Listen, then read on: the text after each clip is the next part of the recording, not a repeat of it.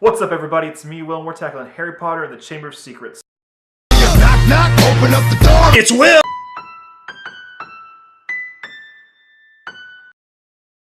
I know I said I'd get the Harry Potter reviews done before the end of November, but I'm a slacker. I got caught up with that, my birthday, the holidays, and it was a good birthday and good holidays, guys, so if you were wondering, but you weren't, because you guys don't watch this shit anyway. But anyway, we're tackling Chamber of Secrets this time.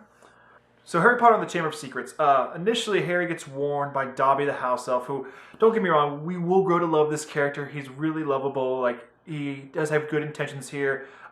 Is kind of annoying. I'm not gonna lie here. And just the design of him, he's kind of creepy. I'm not gonna lie. Like, these things aren't the most enjoyable things. And I even remember back in the day, the MTV Movie Awards were doing some CGI, like the best CGI character thing. I believe him, Yoda, and Gollum were all for it, and Gollum ended up winning it. I'm going like, I'm not surprised there. Gollum was actually pretty cool and not that annoying and actually a decent character.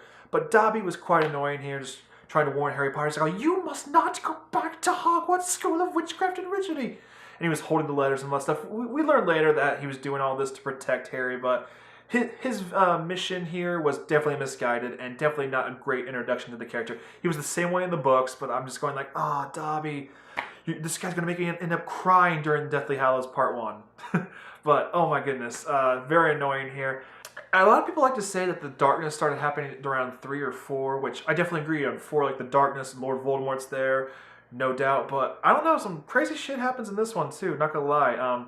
When they steal not the Dursleys, when they steal the Weasley's car to get to the Hogwarts Express and just get to Hogwarts, they almost get killed by a train. I mean, that's some pretty heavy stuff even for this lighthearted adventure film.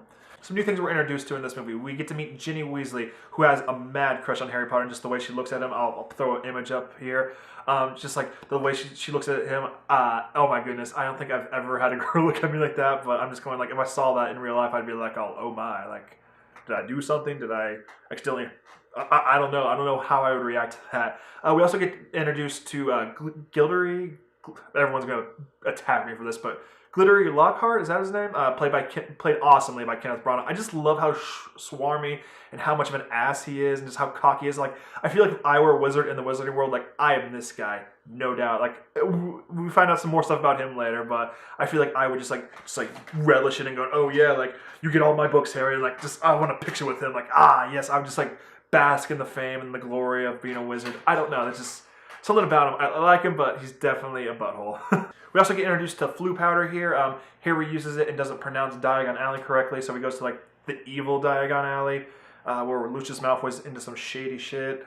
We can see Draco, and Draco's actually becomes more of a rival to Harry because he ends up going on the Slytherin Quidditch team. They're both Seekers. Some dangerous stuff happens, like they're chasing for the Seeker, not the Seeker, the Snitch, and like the Beaters like curse and try and like hit him and beat the shit out of him. It's pretty crazy. But anyway, Harry Potter and the Chamber of Secrets. The main story, I kind of touched on it a little bit, but every bunch of students at Hogwarts are being frozen in stone. There's a warning written in blood that says the Chamber of Secrets has been opened. The Heir of Slytherin will get his revenge, etc., etc. I butchered that. I'm just paraphrasing here. And Hogwarts is about to get closed down. Again, some darkness is coming in this. I don't know why everybody's saying, oh, the third one's the darkest one. Oh, no, the fourth one. I don't know where that's coming from. Like, it's always been in there. I mean, yeah, these first two are definitely more lighthearted, but the darkness started here, guys. Let's just be real here. I've also mentioned in the other review that this one and the first one kind of blend in together, and I'm definitely sticking by that here. Like, depending what time you get into this movie, if you're watching it on a free-form marathon, or if you're just watching it, or friends watching it, you just walk in. If you don't see like the certain things, like the new Defense Against the Dark Arts teacher, or some things that are going on, like you could easily mistake this for the first one. And it's no fault of Christopher Columbus. This was definitely some world building with these first two, so I can't really fault him at that. But still, at the same point, like I just can't help but see that. Later on, we find out that Harry has this diary of Tom Riddle's. Like he keeps showing him stuff, like stuff in the past. And we find out a crazy thing about Tom Riddle as well. But it shows him stuff like Hagrid initially opened the Chamber of Secrets years ago, or was at least framed for it. We actually get to see some more stuff in the Wizarding world too as well, like dueling, like Snape and Gilderoy have to teach the students how to duel, because if things are getting as serious as Dumbledore and everybody is assuming, like they need to get these kids ready to fight and defend themselves.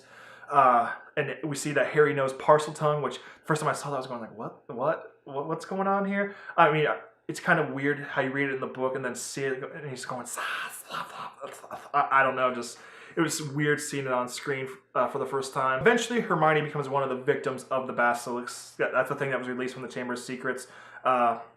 So Harry and Ron have to take it upon themselves to end up solving this thing without her, even though she's like usually like the instant fix for everything and usually tells them what to do. They figure out some clues. They have to follow these spiders and figure out like, hey, like who is the heir of Slytherin? How are we going to figure this out? Find out later on that Ginny Weasley was actually possessed by the diary of Tom Riddle, and Tom Riddle is actually Voldemort, and this is one of his Horcruxes that we find out needs to be destroyed, and actually does get destroyed in this one. Tom reveals it to like Harry. The Basilisk is released, and we had a cool fight with the Sword of Gryffindor and Harry. Gilderoy Lockhart gets his memory erased. This is actually a pretty solid movie. There's all kinds of twists. Like that's one thing J.K. Rowling's actually good at in the books and in the movies.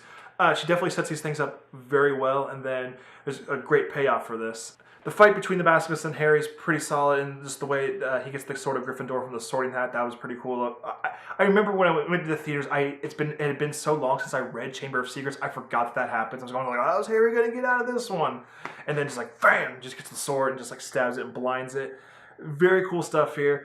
Like I said in the first review for Harry Potter and the Sorcerer's Stone, these first two definitely run together a bit to me. I definitely like some of the stuff they introduced here, like Gilderoy Lockhart, and we get to meet Jenny finally, and just a bunch of new characters and aspects of the Wizarding World.